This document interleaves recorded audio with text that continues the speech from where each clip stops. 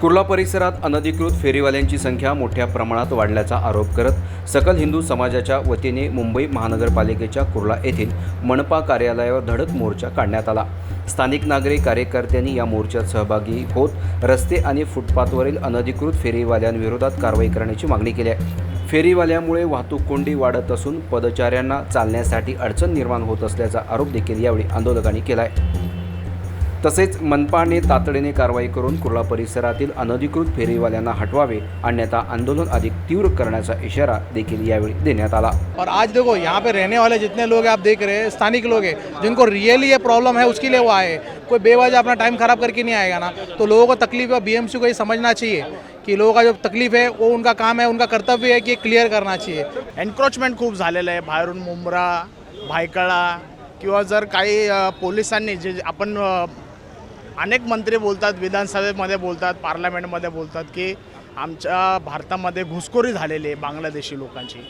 त्या बांगलादेशी लोकांची जर घुसखोरी झालेली आहे तुम्ही रेकॉर्डवर बोलता, पण यंत्रणा हा तपास का नाही करत? जर तुम्हाला माहिती आहे की अशा ठिकाणी एन्क्रोचमेंट झालं आहे, घुसखोरी झाली आहे, तर अशा ठिकाणी फेरीवाले असू दे किंवा इतर अनेक माध्यम असू दे जिथे बांगलादेशी घुसखोरी अतिक्रमण करून आपल्या कुटुंबाचा उदरनिर्वाह करत आहे आणि इकडच्या स्थानिक भूमिपुत्रांच्या, मराठी माणसांच्या, हिंदू समाजाच्या पोटावर कुठंतरी गदारोळ आणला जात आहे। पूर्ण महाराष्ट्राच्या माननीय गृहमंत्री, माननीय मुख्यमंत्री देवेंद्र फडणवीस साहेब यांना विनंती करतो की आपण पोलीस यंत्रणांना आदेश द्यावा की त्यांनी सरसकट सर्वे जो आहे तो केला पाहिजे आणि इकडच्या हिंदू समाजाचं सुरक्षण केलं पाहिजे। हे सुरक्षण फक्त अस्तित्वापुरतं मर्यादित नाही, तर त्यांच्या उदरनिर्वाह आणि सर्व कुटुंबाच्या सुरक्षेसाठी मर्यादित आहे असं मला वाटतं आणि हे आपण केलं पाहिजे। कुर्ला एल वॉर्डची व्याप्ती फार मोठी आहे। आपण जर पाहायला गेलं तर कुर्ला एल वॉर्डचं ऑफिस हे कुर्ला मंडईमध्ये आहे, तर पवईपर्यंत कुर्ला एल वॉर्डची हद्द जाते। कुठंतरी यंत्रणेवर ताण पडतो आणि आम्हालाही कळतं की अधिकाऱ्यांवर फार मोठा ताण आहे, पण याची व्यवस्था निर्माण झाली पाहिजे असं आम्हाला वाटतं। जर तुम्हाला फार मोठा लोड तुमच्यावर येत आहे तर कुठंतरी मॅनपॉवर तुम्ही वाढवली पाहिजे। मागच्या वेळी जेव्हा निवेदन द्यायला सकल हिंदू समाज यावेळी इथं आले होतं तर त्यावेळी आम्ही सुद्धा त्यांना अपील केली होती जर तुमच्याकडे मॅनपॉवर नसेल तर आम्ही सुद्धा तुम्हाला मदतीसाठी यायला तयार आहोत। पण जर त्यांनी ह्या सगळ्या भूमिका लक्षात न घेता आपली दुर्लक्ष करण्याची भूमिका जर अंगी जोपासली असेल तर कुठंतरी याचा निषेध वारंवार झाला पाहिजे आणि समाजाला रस्त्यावर उतरला पाहिजे असं सकल हिंदू समाजाला वाटतं। सकल हिंदू समाज हा कन्व्हर्जनच्या अतिशय विरोधामध्ये आहे आणि कन्व्हर्जनच्या लढ्यामध्ये इकडच्या सर्व हिंदुत्ववादी संघटना आणि सर्व मानवतावादी संघटना उतरलेल्या आहेत नेहमी रस्त्यावर आणि ह्याचा विरोध वारंवार होणार हे प्रशासनाच्या नेहमी निदर्शनास आणून दिलेलं आहे। कन्व्हर्जनचा प्रकार जर आपण पाहायला गेलं तर एवढी मोठी शोकांतिका कुर्ल्यामध्ये झालेली आहे की एका मुलीवर 16 आणि 20 जणांनी बलात्कार केलेला आहे आणि तिला धर्मांतर करायला भाग पाडलं होतं। तर या सगळ्या अशा वस्तुस्थिती आम्ही वारंवार सुरक्षा यंत्रणेसमोर आणलेलं आहे, तरी पण जर कुठं ह्याच्यावर जर पावलं उचलत नाही आहे, कुठंतरी ह्याच्यावर जर दुर्लक्ष होत आहे तर सकल हिंदू समाजातर्फे ह्याच्यावर नेहमी निदर्शनं होणार आणि कुठेतरी ह्याचा विरोध करताना यंत्रणेला आम्ही टार्गेट करणारच अपेक्षा आहेत। जो सगळ्यात पहिला आहे, कुर्ल्यात जे बांगलादेशी अनधिकृत फेरीवाले बसलेले आहेत त्यांना तात्काळ खदेडून लावावं, त्यांच्यावर रितसर FIR व्हाव्या। मी परत एकदा सांगतो, प्रशासन काय करतं आहे, 1200 रुपयाचं फाईन मारत आहे, कोर्टात पाठवतं आहे, तिथं पावती बनते आणि तो परत येतो आहे। तसं नाही, आमचं म्हणणं आहे त्याला अनलॉफुली ऑक्युपाईंग पब्लिक प्रिमायसेस ॲक्टच्या सेक्शन 11 प्रमाणे गुन्हा दाखल करा, त्याच्यावर FIR घ्या, त्याला अरेस्ट करा, त्याला चॅप्टर केसमध्ये आणा, त्याच्यावर लगेच तडीपारीची नोटीस काढून कुर्ल्यातनं त्याला परमनंटली बाहेर काढा। तुम्ही नुसतं 1200चा फाईन मारतात, तो येतो लगेच जाऊन परत तोच ठेला लावतो आहे। दुसरी आमची मागणी आहे, आम्ही अधिकृत फेरीवाल्यांच्या विरुद्ध नाही। बऱ्याच वेळा असं होतं की आम्ही गरिबांच्या विरुद्ध पण नाही, आम्ही कुठल्या जाती धर्माच्या विरुद्ध पण नाही, पण जे रस्ता अडवतील, फुटपाथ अडवतील, जनसामान्यांचा चालण्याचा रस्ता बंद करतील, आम्ही त्यांच्या विरुद्ध आहे, तो कोणीही असू दे। तिसरी आमची मागणी आहे, BMC दरवेळी एकच सांगतं की आमच्याकडं मनुष्यबळ नाही आहे। मनुष्यबळाचा जर अभाव असेल तर BMCनी वर तसं कळवावं आणि वर कळवून त्यांनी अतिरिक्त फौजफाटा मागवावा।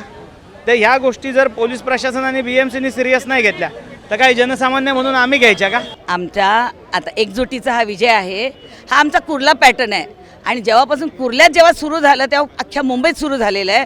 त्यामुळे आमचा कुर्ला पॅटर्न घेऊनच सगळीजणं करतायत। कुर्ला पॅटर्नचा विजय असो, सगळी एकत्र येऊन लढण्यासाठी हा कुर्ला पॅटर्न झालेला आहे आणि समस्त कुर्लेकरांचा विजय आहे, समस्त कुर्लाकर सकल हिंदूंचा विजय आहे हा। फेरीवाला हटाओ कुर्ला बचाओ. फेरीवाला हटाव कुर्ला बचाव, कुर्ला पॅटर्नचा विजय असो. खूप आहे पण सध्या तर आता आमचा फेरीवाल्यावरती विषय आहे. कारण हे फेरीवाले इतके वाढत चाललेत ना की माणसाला जाण्याला रस्ताच नाही बाजूला. आज ह्या वयस्कर आज यांचं ऍक्सिडेंट का झालं याच्यामुळे झालं. रस्ता नाही चालायला. रस्ता नाही म्हणून गाडीवाल्यांना आपण काय बोलू शकतो कुठून गाडी घुसवतात. ते गाडीचं त्यांना लागल्यामुळे आता 3 वर्ष होत्या ह्याच्यामुळे आमचं म्हणणं काय तुम्ही एवढा वेळ लावू नका आम्हाला. छोटासा निर्णय या बसा बोला. तुम्ही काय केलेलं नाही ना तुम्ही घाबरता का समोर यायला या ना बोला पब्लिक बरोबर. त्याच्यावर ते निवारण आहे पण यांच्या हातात ते पण हे करत नाहीये.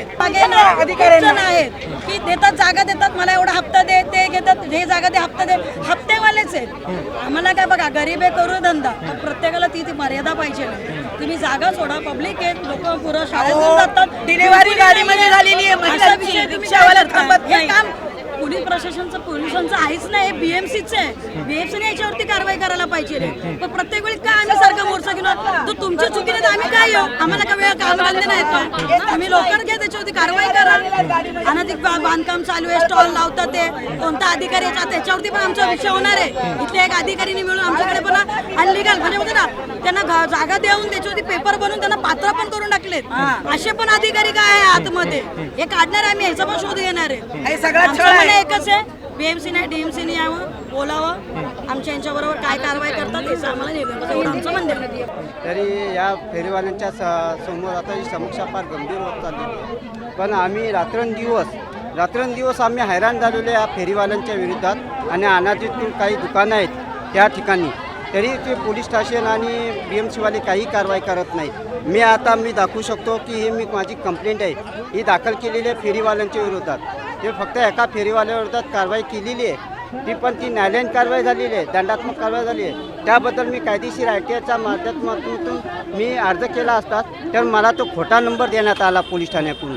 मला कुठलेही सहकार्य मिळाले नाही. जेव्हा मी न्यायालयात स्वतःहून हजर झालो तेव्हा मला हा सगळा खराब नंबर मला देण्यात आला आणि न्यायालयाने मला कागदपत्र देण्याचं अमान्य केलेलं आहे. म्हणजे मी तक्रारदार असूनसुद्धा न्यायालय इथेच हायकोर्टाचे ऑर्डरसुद्धा आहे की तुम्हाला प्रति देता येऊ शकतात मिळण्यात स्वातंत्र्य सूट आहे.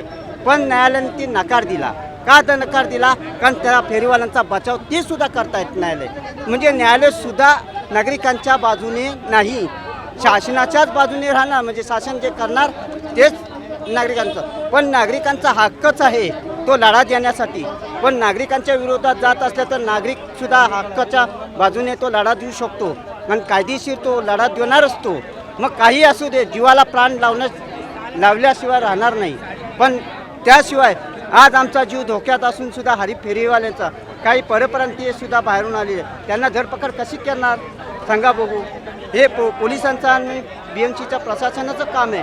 पण पोलीस दाखवते BMCचं बोट आणि BMC दाखवणार पोलिसांचं बोट या असे झालेलं आहे काम.